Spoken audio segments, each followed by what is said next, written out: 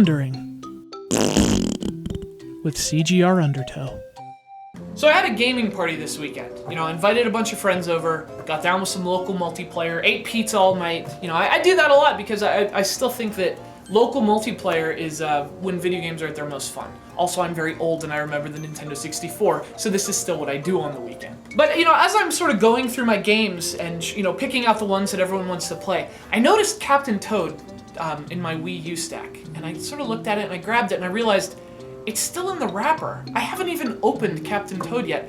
And then I started thinking, actually, now that I'm looking at it, there's a lot of games in here I haven't even finished. And so I really got to thinking about that, and why is this the case? And I remembered that back in May, there was a PC game that came out called Pillars of Eternity.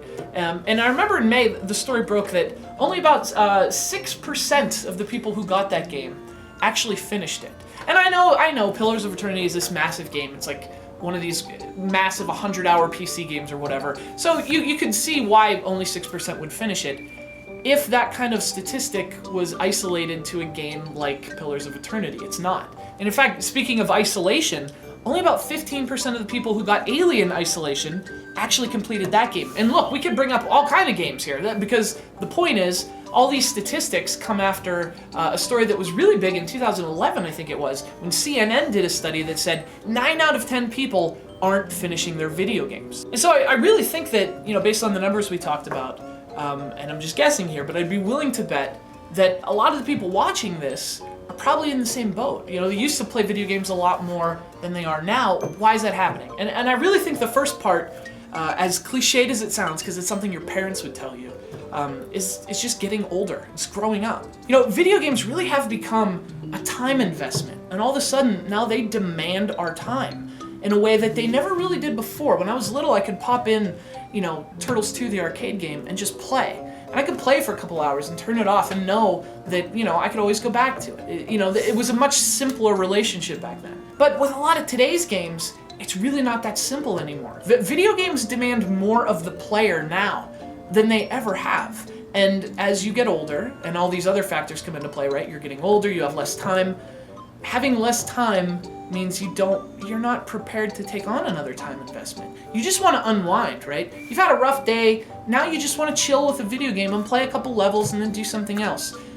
You can't really do that with a lot of today's games. They don't allow you to just casually play them. You really need to be involved with them. And I think that's part of the reason you see really simple indie games becoming popular, really simple iPhone games really gaining a large part of the market share, and online multiplayer. These are all things that avoid the 40-hour Hollywood cinematic experience that a lot of video games have become. Now you can see people gravitating toward games that have a lot more in common with games from when we were younger.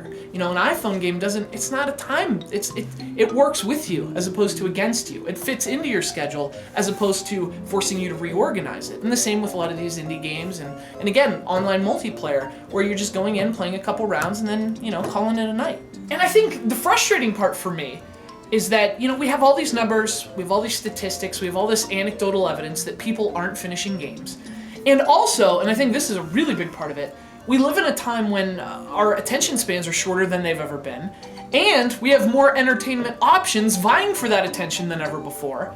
And yet, the conclusion the gaming industry doesn't reach is that, hey, maybe these games are too long. In fact, they keep making them longer.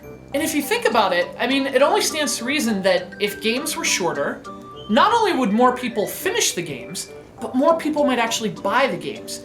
And games would cost less to make, which means they'd cost less for the player, which means maybe more people would buy more games. And I think it also might solve some of the trade-in issues that the gaming industry currently has, where, people know I'm never gonna finish this 60-hour game again, if I finished it at all. And so they go and they get rid of it, they trade it in for another 60-hour game that, let's be honest, they're probably never gonna finish. As I'm looking through my games and picking out the multiplayer games, I noticed Skyward Sword sitting there on the shelf. And this is probably not going to surprise anyone. I'm a very big Zelda fan. But as I looked at it, I realized for the first time in a year that it actually came to me, I haven't finished that game. And I love that game. I got far in it. Why? It's a Zelda game. Why didn't I finish it? What's changed that someone who used to complete every Zelda game 100% several times over. Why haven't I finished Skyward Sword? What has changed? You know, I'm not really sure, but I don't think this is one of those it's not you, it's me things. I think it's both of us. I think the players have changed. I think the games have changed. I think the times have changed. But I'm not sure. All that I'm really sure of is that I wish they hadn't. And I'd love to go back to the days when not only would I have finished Skyward Sword, but I would have 100%ed it. And I would have done it several times over. And when I get home, I'd probably start it again.